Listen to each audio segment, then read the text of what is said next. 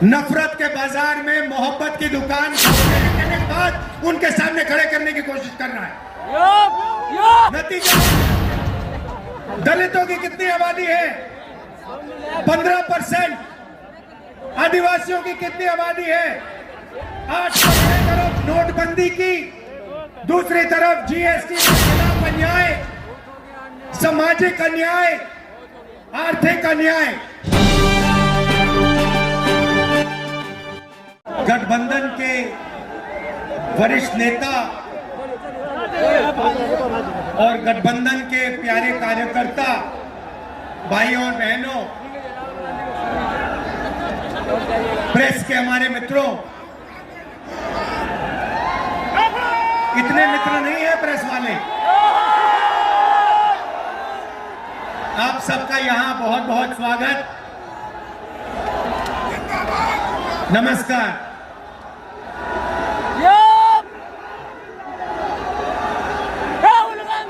देश में जब भी बदलाव आता है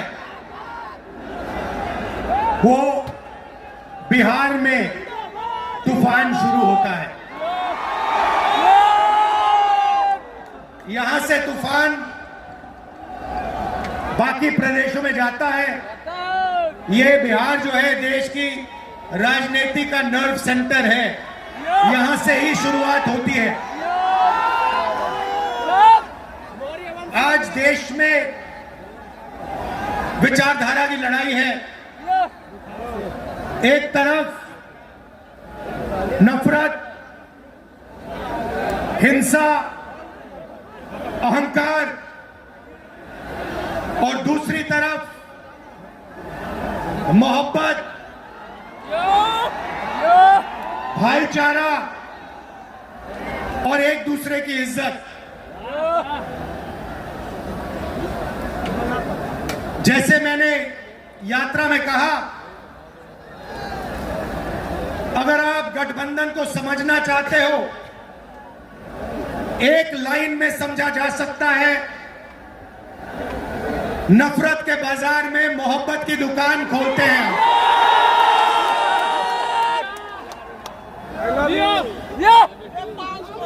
इस देश में नफरत क्यों फैल रही है? ये नफरत का देश नहीं है, आप सब जानते हो। आपके दिल में, हिंदुस्तान के नागरिकों के दिल में नफरत नहीं है, मोहब्बत है, प्यार है, एक दूसरे का आदर है। तो सवाल उठता है कि इस देश में नफरत क्यों फैल रही है? भाइयों और बहनों, नफरत का सबसे बड़ा कारण देश में अन्याय है। अन्याय, युवाओं के खिलाफ अन्याय, आप सबके खिलाफ अन्याय, किसानों के खिलाफ अन्याय, सामाजिक अन्याय, आर्थिक अन्याय। प्रधानमंत्री जी 2-3 बड़े अरबपतियों के लिए काम करते हैं,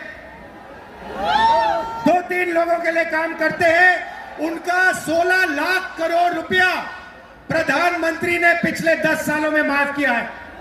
मैं आपसे पूछना चाहता हूं, उन्होंने हिंदुस्तान के किसान का कितना कर्जा माफ किया? हिंदुस्तान के मजदूरों का कितना कर्जा माफ किया? इसीलिए देश में नफरत फैल रही है। 40 साल से सबसे ज्यादा बेरोजगारी आज हिंदुस्तान में है। क्यों? क्योंकि बीजेपी ने छोटे व्यापारियों को, किसानों को, स्मॉल और मीडियम वाले बिजनेसेस को नष्ट कर दिया है। एक तरफ नोटबंदी की, दूसरी तरफ जीएसटी लागू की। नतीजा यह हुआ, जो लोग इस देश को रोजगार देते हैं, छोटे बिजनेस वाले, स्मॉल और मीडियम बिजनेस वाले, उन सब का काम बंद हो गया। जहां भी देखो बड़े बड़े उद्योगपतियों की मोनोपोली बन रही है। एक उद्योगपति के हाथ में हिंदुस्तान के सारे पोर्ट, एयरपोर्ट, इंफ्रास्ट्रक्चर, डिफेंस की इंडस्ट्री सारी की सारी नरेंद्र मोदी जी ने एक उद्योगपति को पकड़ा दी। आप लोगों के लिए इस देश में कुछ नहीं बचा है। मैं आपसे सवाल पूछना चाहता हूं, इस देश में पिछड़ी जात के कितने लोग हैं?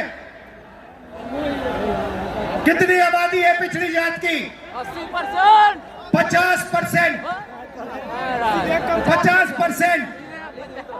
दलितों की कितनी आबादी है? 15%। आदिवासियों की कितनी आबादी है? 8%। कितनी बनती है भाई? कितनी होती है? 73% अब देखिए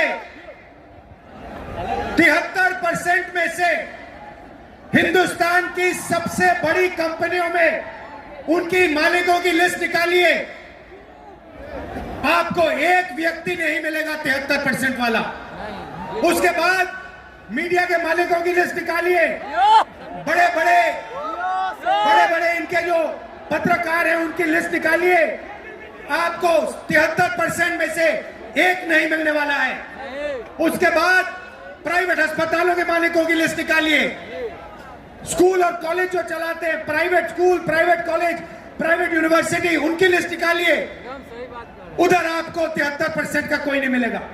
खाली पंडित। उसके बाद जो हिंदुस्तान को 90 ब्यूरोक्रेट चलाते हैं IAS वाले, उनकी लिस्ट निकालिए, उधर आपको 3 पिछड़े वर्ग के लोग मिलेंगे, 3 दलित मिलेंगे और 1 आदिवासी मिलेगा। और अगर हिंदुस्तान की सरकार 100 रुपए खर्च करती है, बजट में अगर 100 रुपए खर्च होते हैं तो 73% की 6% की 6 रुपए की भागीदारी बनती है। तो ये जो 73% है और उसमें अगर आप जोड़ना चाहते हो तो गरीब जनरल कास्ट के लोगों को भी जोड़ लो। इनके लिए इस देश में कोई रास्ता नहीं बचा है। पहले क्या होता था? पहले पब्लिक सेक्टर होता था, उसमें गरीबों को रास्ता मिलता था, नौकरी मिल जाती थी, सरकार में रोजगार मिल जाता था, जैसे बिहार में तेजस्वी जी ने किया, जैसे छत्तीसगढ़ में हमने किया, कर्नाटक में, तेलंगाना में हम कर रहे हैं। मगर नरेंद्र मोदी जी ने ये सारे के सारे रास्ते बंद कर दिए। सेना में आप जाते थे, वहां अग्निवीर लागू कर दिया। अब देखना, अग्निवीर लागू किया और अग्निवीर में पहली बार इस देश में 2 तरीके के शहीद होंगे। एक शहीद होगा, उसको शहीद का दर्जा मिलेगा, उसे पेंशन मिलेगी, उसे कैंटीन मिलेगी और उसे गांव में, शहर में आदर मिलेगा।